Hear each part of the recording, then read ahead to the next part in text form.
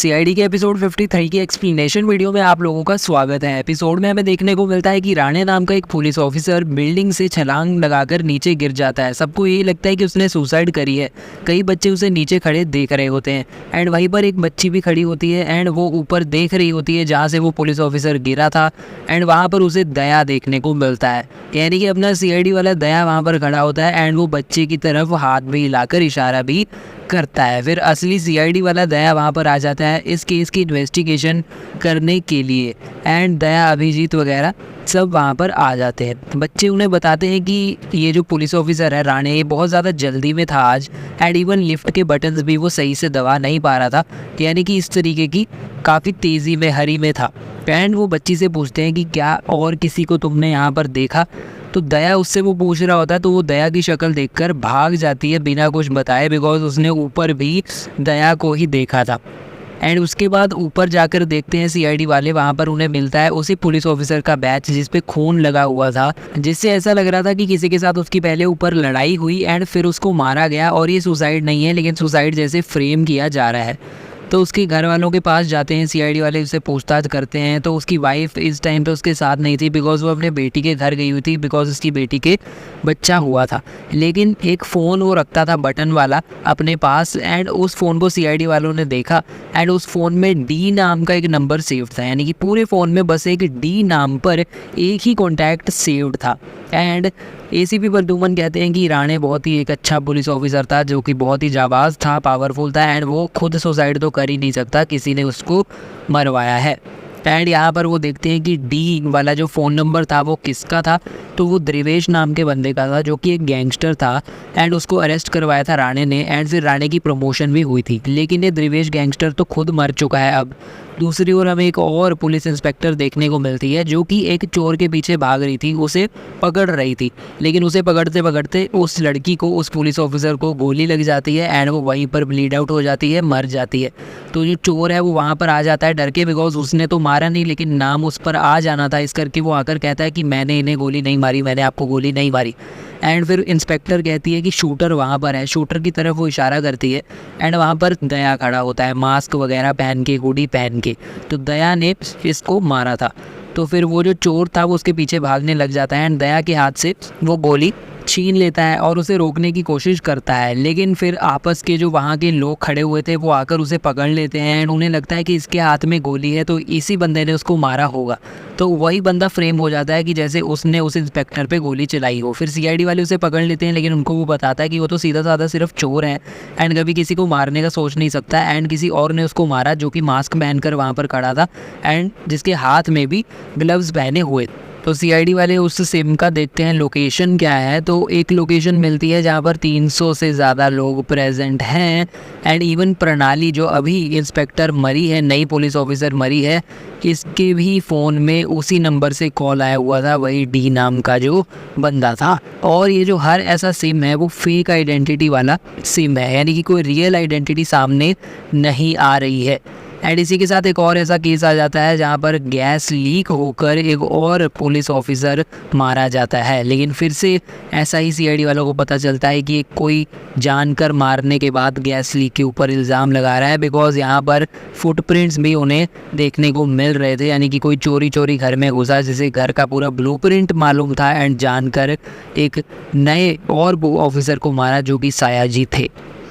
And इसी के साथ सीआईडी वाले इस चीज़ को भी डिस्कस करते हैं कि जो लोग मर रहे हैं वो द्रिवेश से किसी ना तरीके से कनेक्टेड थे, बिकॉज ये जो द्रिवेश नाम का गैंगस्टर था इसको अरेस्ट करवाया एंड एक और बंदा था समर नाम का। ये दोनों नाम के जो लोग हैं समर और द्रिवेश, इन लोगों के साथ ये तीनों लोगों के कनेक्शंस थे वो वाले ऑफिसर्स के जिनको मारा गया, यानी कि तीनों ऑफिसर्स ने कभी ना कभी इन दोनों लोगों को अरेस्ट करवाया था एंड हो सकता है कि इन दोनों से ही कनेक्शन हो उन ऑफिसर्स की किलिंग्स का, बिकॉज उन तीनों ऑफिसर्स में ये चीज़ कॉमन है कि समर और द्रिवेश नाम के जो दो बंदे हैं इनको वो अरेस्ट कर चुके थे पास्ट में। फिर एकदम से पंकज को कॉल आती है एंड उसे पता चलता है कि कमिश्नर साहब को बॉम्ब से उड़ाया जाने वाला है। सीआईडी वाले पहुंच जाते हैं और कमिश्नर को रेस्क्यू कर लेते हैं। दया कमिश्नर को कार में बैठा लेता है एंड वो कहता है कि वो कमिश्नर को किसी सेफ जगह पर लेकर जा रहा है, लेकिन सेफ जगह पर ले जाकर ही दया एकदम से कमिश्नर को मार देता है, जो कि कमिश्नर ने बिल्कुल भी एक्सपेक्ट नहीं किया था। दूसरी ओर बॉम्ब जहाँ पर रखा हुआ था उसको डिफ्यूज़ करने के लिए बंदा आ जाता है एंड वो कहता है कि डरने की कोई भी ज़रूरत नहीं है,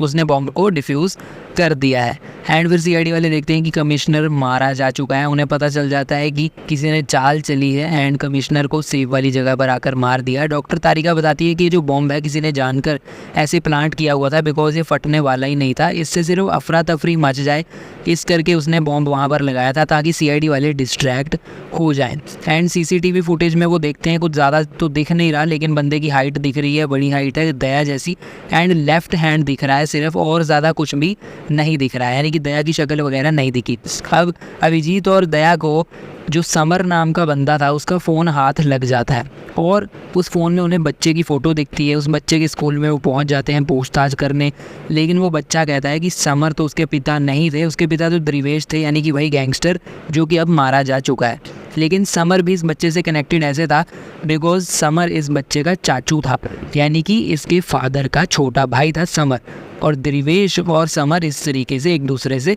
कनेक्टेड थे। एंड इसके पिता द्रिवेश को तो काफ़ी टाइम पहले ही मार दिया गया था।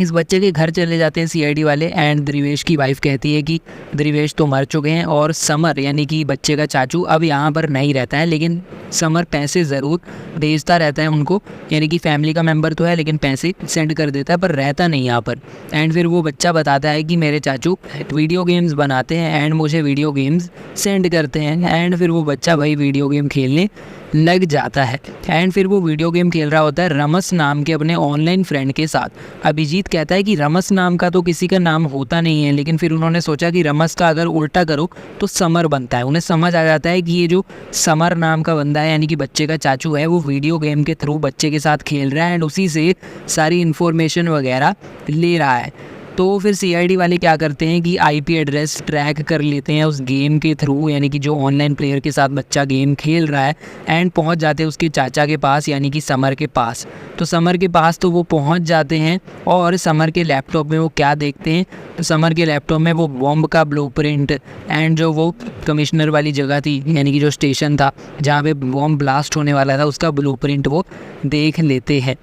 तो सीआईडी इस बंदे को पकड़ लेती है एंड सीआईडी ब्यूरो में ले आते हैं और ये बंदा बताता है कि ये जो ब्लूप्रिंट वगैरह इसके लैपटॉप में है ये इसका खुद का नहीं है, किसी और ने इसके लैपटॉप में कॉपी करके डाल दिया है। एंड इस बंदे के फ़ोन में जो 3 ऑफिसर्स मरे हैं उनकी भी फ़ोटोज़ पड़ी थी, वो भी इसकी नहीं है, किसी और ने इसके फ़ोन में डाली ताकि इसे फंसाया जा सके। इसका यही कहना है कि इसका इसमें कोई भी इन्वॉल्वमेंट नहीं था, ये तो ऑनलाइन क्राइम्स करता था बिकॉज ऑनलाइन क्राइम्स में पैसा है, लेकिन एक्चुअल में कहीं जाकर बॉम्ब करना है, किसी को मर्डर करना, ये सब बहुत रिस्की है, आजकल कोई भी नहीं करता बिकॉज फ़ायदा ऑनलाइन क्राइम्स में ही है। ये चीज़ों में इन्वॉल्व नहीं था एंड कहता है कि मुझे फंसाया जा रहा है, लेकिन सीआईडी वाले इसे अरेस्ट कर लेते हैं एंड इसे यहाँ से लेकर चला जाया जाता है। एपिसोड के आखिर में हमें दया का एक ऐसा सीन देखने को मिलता है जो कि काफ़ी एक मिस्टीरियस टाइप का सीन है बिकॉज उसी टाइप की हुडी पहनकर दया सीआईडी के ब्यूरो में चल रहा होता है एंड ये रिवील कर दिया जाता है कि इस एपिसोड में जो सब भी क्राइम्स किए वो असली वाले दया नहीं करे, यानी कि किसी हमशक्ल वगैरह ने नहीं करे हैं।